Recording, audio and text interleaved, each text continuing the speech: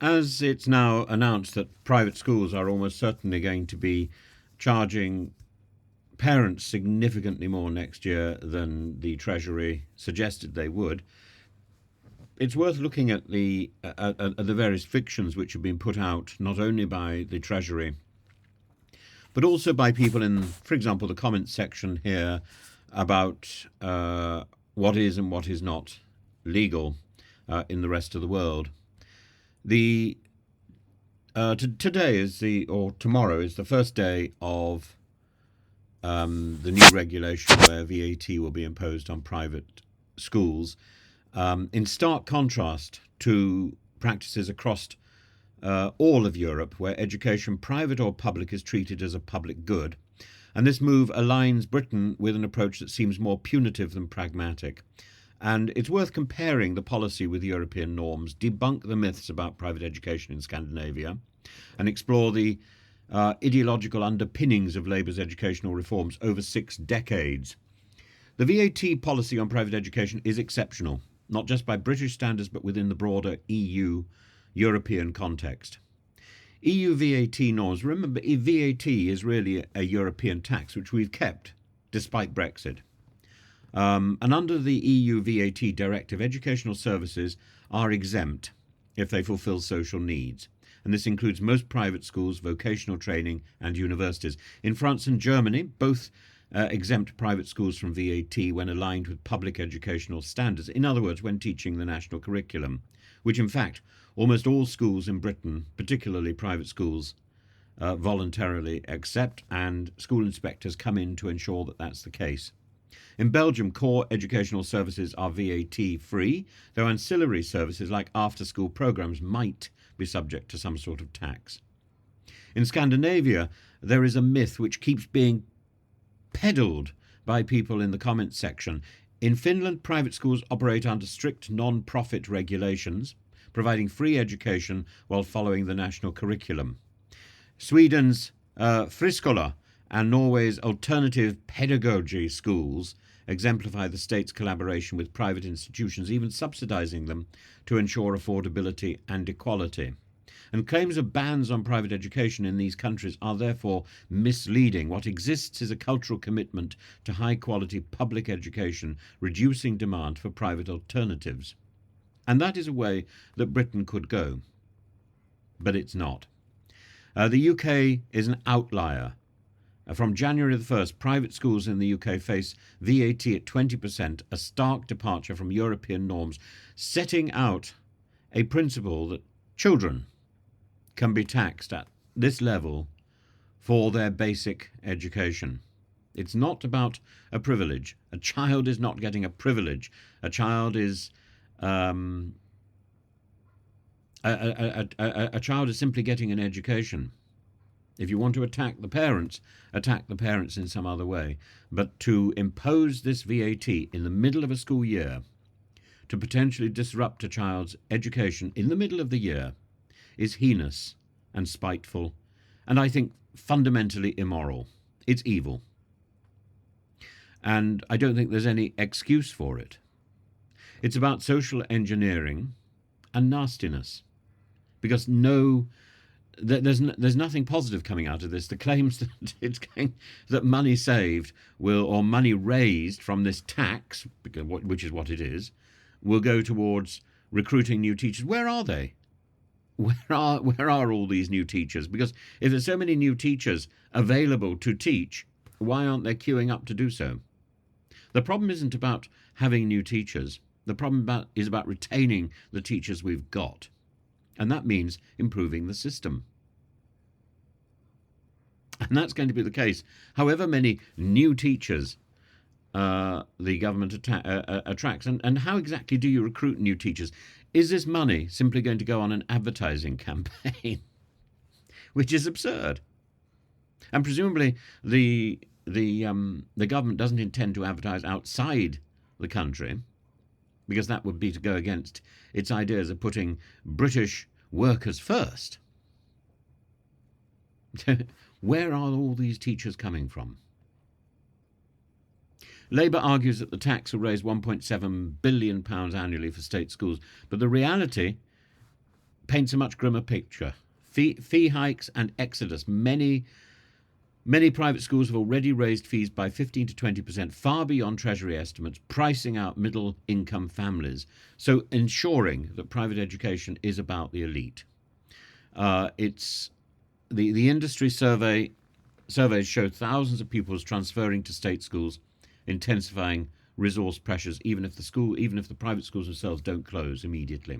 And instead of funding improvements, this policy disrupts education and exacerbates inequalities. The ideological roots of Labour's educational war are clear. This policy isn't an isolated event, but part of a 6-decade campaign against educational elitism. In 1965, Labour began dismantling grammar schools, citing separatism.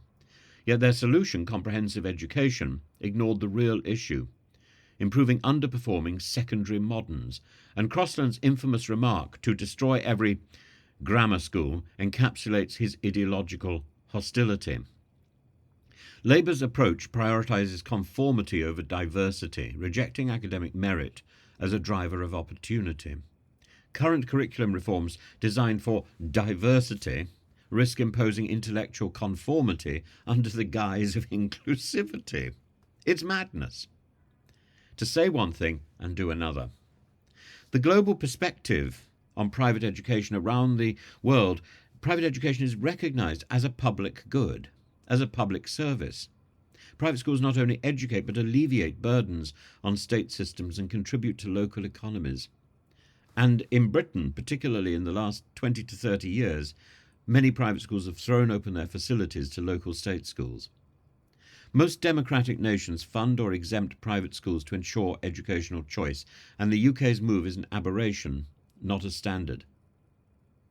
Let's make it very clear. The newspaper today started a column by saying no civilized country taxes education. I've looked at all the countries in the EU. No country taxes education in the EU. Nor should any sensible government seek to close its best schools. Yet Labour's VAT policy and broader educational reforms risk doing both, just as they closed the grammar schools. The ideological war on excellence has left British education poorer in quality and more divided in opportunity. As we compare the UK to European counterparts, it becomes evident that this VAT policy is not about fairness or funding, it's about ideology. In Europe, education is exempt from such punitive taxation because it's a pillar of social good. Britain would do well to learn this lesson before dismantling the foundations of excellence that private schools uphold. Let's hope that reason prevails before these policies inflict irreversible damage on British education and the aspirations of countless families and countless children. This is a nasty symptom of a nasty budget and what is turning out to be a very nasty government. And if it were just one instance of nastiness, maybe you could shrug and go on your way. But pensioners, colder. Farmers, frightened. Children, being pulled out of their schools. And then you've got all the other nonsense, which, admittedly, this government is inheriting it from the previous government, which had made a real mess of stuff. But the promises to pay Horizon, the promises to pay the post office workers are not doing so. The promises to pay the Grenfell people are not doing so. The promises to pay the people infected with blood are not doing so. The difference between the promises and the delivery. This is a government that has learnt from its predecessors. It's learnt that it can say whatever it wants to, because it never really has to make good on its promise to deliver a better society for the people. This is not about a better society. This VAT on education is not about a better society. This is about punishing one group.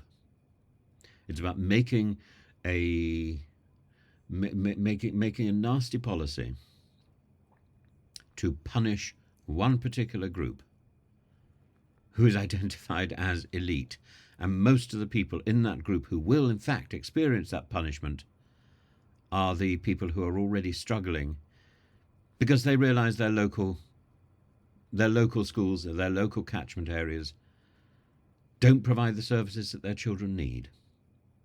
And they are not rich enough to move house to a better catchment area. If you're rich, move house. If you're not, and you can't afford to go to a private school, what are you going to do? What are you going to do?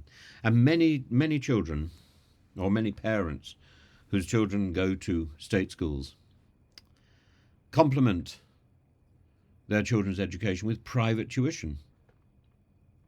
Is that not private? Is it not private schooling by the back door as well?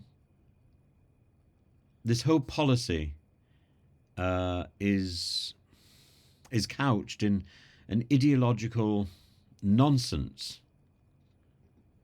that can't see the wood for the trees. The reality is that we want the best education for children. We want children to achieve their maximum potential. But how do they do that?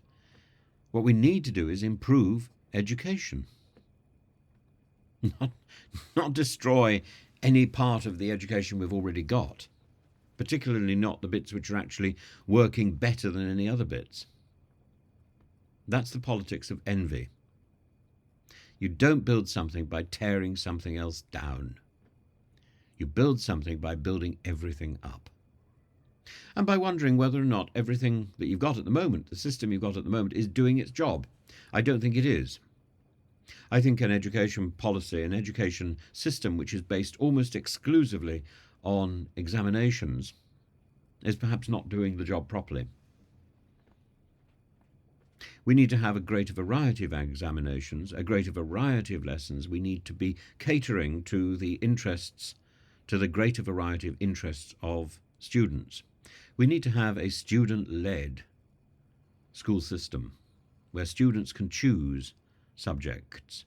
Now, you might say, oh, we don't have enough teachers to cater for that. Well, there are methods of dealing with that, particularly with AI, particularly with learning through computers. It would be perfectly possible to have multiple lessons going on in any one classroom. It's possible to expand the curriculum, to expand the choice in all schools. Only the other day there was a story about getting rid of Latin in schools. But not only should Latin be available, it may be a niche subject, but it should be available in all schools. So should Greek. So should a variety of languages. And given the fact that there are systems for teaching language online, schools should embrace that opportunity. We seem to be stuck in a 19th century approach to teaching, and yet we're in the 21st century. We have all these funny, flashy tools in the classroom, and we're not really using them to their best advantage.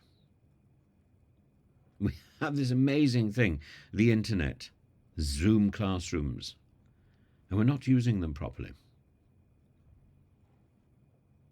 We're stuck in the past, and we need to kick ourselves out of the past and into the present.